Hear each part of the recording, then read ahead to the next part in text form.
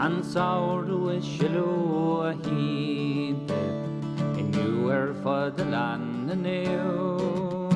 Tan hÉireann na soilsiú gléigeal, sa líonadh le haoibhneas na tír.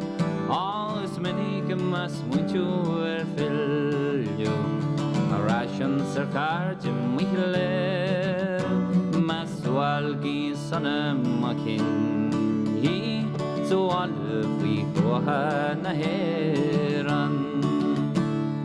Cruacha glas na hÉireann, a lonrú measc coillte craobh, ó chairde naomh chine philleadh philleadh ar sailed, ghrian dar seán, ghrian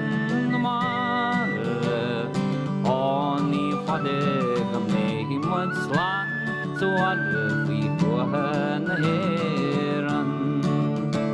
Is fad an leabhadh muid, ar mollis ar muintir bhíomhrán, hÉireann ar málaí a líonadh, ar sileadh le hÉireann slór.